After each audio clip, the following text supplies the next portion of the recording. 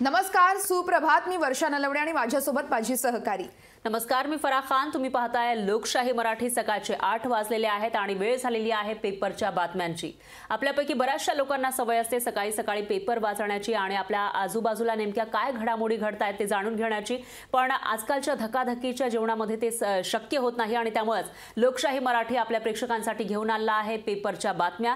तर चला तर मग पाहूयात आजच्या जे आघाडीचे वर्तमानपत्र आहेत त्यांच्या हेडलाईन्स नेमक्या काय आहेत, ठळक बातम्या नेमक्या काय आहेत। वर्ष सगळ्यात आधी आपण बघूयात लोकसत्ताची हेडलाईन काय आहे ते। अमित शहांची मुख्यमंत्री उपमुख्यमंत्र्यांबरोबर रात्री उशिरापर्यंत खलबतं, महायुतीतील तिढा सुटणार अशी ही हेडलाईन आहे। क्वेश्चन मार्क या ठिकाणी आहे कारण केंद्रीय गृहमंत्री अमित शहा हे महाराष्ट्र दौऱ्यावर असताना खलबतं झाली आहेत। केंद्रीय गृहमंत्री अमित शहा मंगळवारी रात्री 10च्या सुमारास मुंबईत दाखल झाले। त्यानंतर सह्याद्री अतिथीगृहावर मुख्यमंत्री एकनाथ शिंदे तसंच उपमुख्यमंत्री फडणवीस, उपमुख्यमंत्री अजित पवार आणि भाजप प्रदेशाध्यक्ष चंद्रशेखर बावनकुळे यांच्याबरोबर त्यांची बैठक झाली। रात्री उशिरापर्यंत चाललेल्या बैठकीनंतर महायुतीमधील जागा वाटपाचा तिढा सुटण्याची शक्यता होती अशी ही बातमी सांगतेय। त्यामुळे आता हा जो तिढा आहे तो सुटलेला आहे का असा सवाल या ठिकाणी उपस्थित होतोय आणि त्याविषयी काही संकेत आता महायुतीमधील जे प्रमुख पक्ष आहेत त्यांच्याकडून मिळतात का ते बघावं लागेल। निश्चितच यानंतर आपण पाहूयात महाराष्ट्र टाइम्स मधली कोणती ठळक बातमी आहे ती आपण पाहतोय।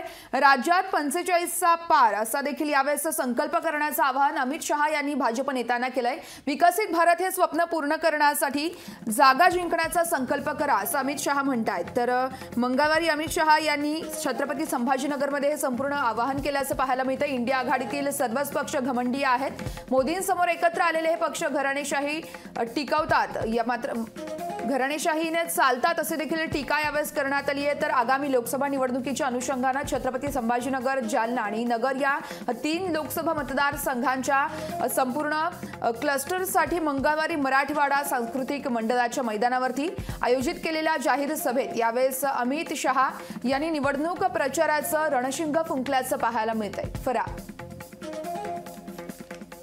ची हेडलाईन नेमकी काय आहे तेही आपण बघणार आहोत। सामनामध्ये कोरोना योद्ध्यांच्या मागे EOW ईडीचा ससेमिरा का असा सवाल हायकोर्टानं याविषयी विचारल्याचं म्हटलेलं आहे। तर हायकोर्टानं कारवाईबाबत खुलासा मागवल्याचं म्हटलेलं आहे। कोरोना काळामध्ये जीवाची पर्वा न करता महामारीशी लढलेल्या पालिका अभियंत्यांच्या मागे आर्थिक गुन्हे शाखा अर्थात EOW आणि ईडी चौकशीचा ससेमिरा लावणाऱ्या राज्य सरकारला उच्च न्यायालयानं चांगलंच फटकारलंय। कोरोना योद्ध्यांच्या मागे चौकशीचा ससेमिरा कशासाठी असा सवाल करण्यात आला आहे। प्रामाणिक हेतून काम केलेल्या कर्मचाऱ्यांना अशा प्रकारे त्रास द्याल तर सरकारी कर्मचाऱ्यांना काम करणंही अवघड होईल अशा कडक शब्दात न्यायालयानं सुनावलंय आणि कारवाईबाबत आठवडाभरात खुलासा करण्याचे निर्देश पोलिसांना दिले आहेत। याविषयी सुनावणी झालेली होती आणि त्यामध्ये नेमकं काय घडलं, कशा पद्धतीनं न्यायालयानं सुनावलेलं आहे त्याविषयीची ही बातमी सामनामध्ये आज आलेली आहे। निश्चितच फराह यानंतर आपण गुजरात समाचार मधली बातमी पाहूयात। अत्यंत महत्त्वाची अशी बातमी म्हणावी लागेल कारण सिलिकॉन सिटीमध्ये पाण्याचं संकट पाहायला मिळत आहे।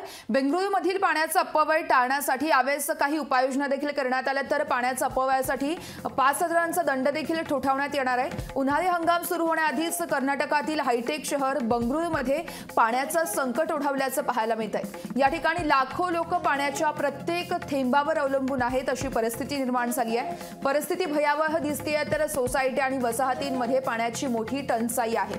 त्या दृष्टीने आता टँकरनं पाणी आणलं जात आहे। तर मुख्यमंत्र्यांच्या निवासस्थानात देखील पाण्याची टंचाई असल्याचं बोललं जात आहे। त्यामुळे आता मंगळवारी मुख्यमंत्र्यांच्या निवासस्थानी पाण्याचे टँकर ये जा करताना देखील दिसले आणि याच समस्येतून आता जनतेला दिलासा देण्यासाठी शासनाकडून देखील प्रयत्न केले जात आहेत, मात्र तरी देखील ते अपुरे पडताना दिसतात।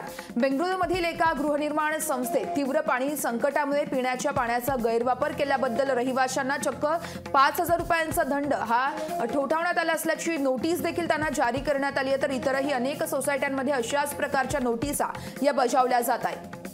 निश्चितच सिलिकॉन सिटी अशी ओळख बंगळुरूची आहे, पण त्या ठिकाणी पाण्याची टंचाई निर्माण झाली आहे। एवढंच काय तर ज्यांनी अपव्यय केला त्यांना 5,000 रुपयांचा दंड सुद्धा ठोठावला जातोय आणि इतकी परिस्थिती भयावह झालेली आहे की इथले जे मुख्यमंत्री आहेत त्यांच्या निवासस्थानी सुद्धा टँकरनं पाणी आणावं लागलंय असं या बातमीमधून आपल्याला कळतं।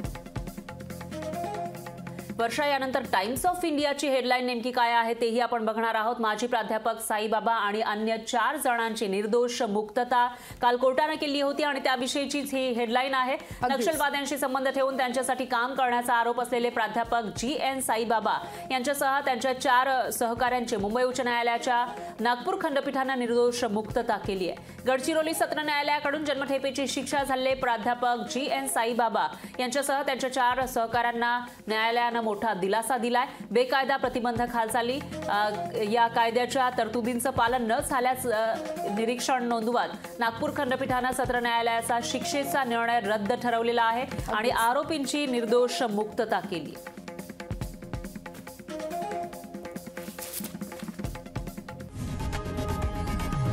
लोकशाही मराठी ऐका, पहा, जागरूक रहा.